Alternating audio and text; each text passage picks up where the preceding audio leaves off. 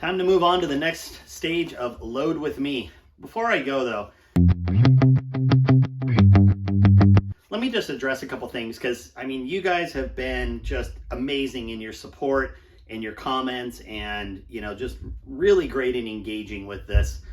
But let me just kind of lay out a couple things. This is not meant to be a perfect reloading series. This isn't, I'm going to wait for a no-win day and I'm going to go out there like it's a wind tunnel and I'm only going to show the good loads. Like, I don't like doing that stuff to begin with.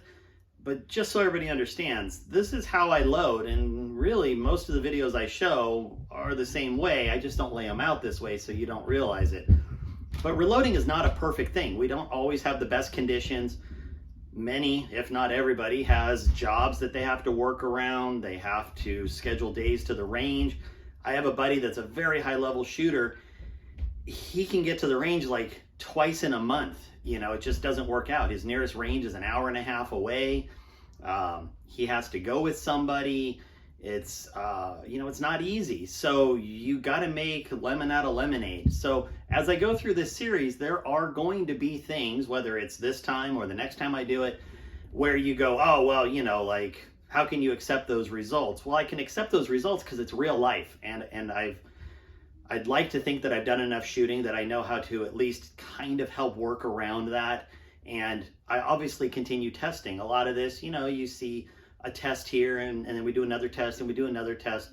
And I do a lot of little testing, you know, as time goes on, if I'm really developing a barrel. So just keep that in mind. Like, I'm really trying to do this to help everybody understand that you're not going to have always the perfect components and you're not going to have the perfect conditions at your range, and you're not always going to be able to test at the exact distance you shoot at, and you might only be able to shoot at 100 or 200 or 300 or maybe 600, but never 1,000. So hopefully this helps. Anyway, so we did the seating depth test first, and you can see here that we had everything from 5 to 90. And in this particular case, the overwhelming favorite was 65. So on my Patreon, I think it was nearly 50% of the votes went to 65. Maybe 70 or 60, but you know, like basically 65.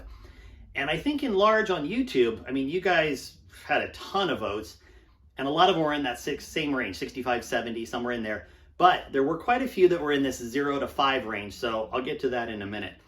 Now, in this particular case, I mean, 65 is good. But if you look, I actually went just a little higher to 75, and I'll explain why. Is that I was looking at consistent point of impacts. I'm not necessarily looking at group sizes because we can fix that a little bit later.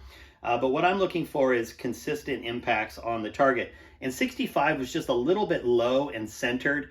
And then 70 kind of started going up into this upper left quadrant. And then 75, it looked like it really stabilized in that quadrant. And then 80, 85, and 90 were all in that upper left quadrant. So to me, that tells me that's a very stable area, powder charge and seating depth wise, even though we're gonna mess with powder charge a little bit. But from a seating depth standpoint, that absolutely is stable there. So that's why I picked 75. I don't think 65 was a bad choice by any means. And if this wasn't a barrel with a lot of use on it, like this test was done with 800 rounds or something on it, I would still expect some throat erosion, but not a ton. On a fresh barrel, obviously, I would probably go a little bit further out. So I think everybody was pretty good in where they picked for 65 or 70, somewhere right in there. I'm going to show you the results at 600 yards of both 65 and 75, but as a courtesy to everybody who voted, I think there were enough votes in the 5 to 10 range that it warranted at least a few shots. So I loaded up 10 at 7 just to show you what potentially, you know, that looked like. So that's that. Now I'm going to show those targets in a second, but after shooting those targets, I did go do a powder test. And you can see here that we've got everything from 56.3 up to 57.4. And I'm going to show a picture of that as well. So that's fine. And you guys can take a look at this and tell me where you think the powder charge should be now. And I can tell you my Patreon people have been voting on this already. I'm actually going to be doing the test today, but I'd love to know what you think the powder charge should be based on the target you're going to see. So first up, seating depth at 600 yards. Here's what the targets look like.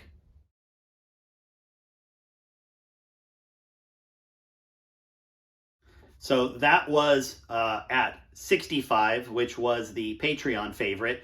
Here's my choice at 75.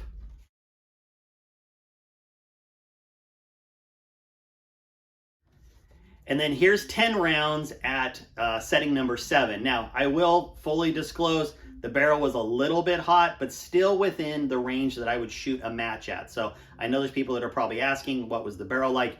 The barrel was pretty consistent because I cooled down the barrel a little bit between 65 and 75. I cooled it down a little bit before I shot this one. So fairly equal terms, and by and large, fairly equal terms on the range. Although by the time I got to 7, there was a little bit more wind, but not enough that I think it should have made any difference. So here's what 7 looks like.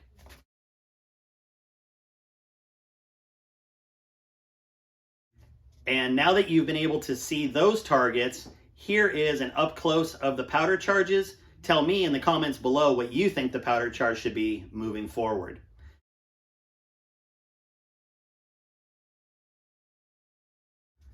Now that you've seen this up close, tell me in the comments below what you think the powder charge should be. Appreciate it. Have a good one. We will talk soon.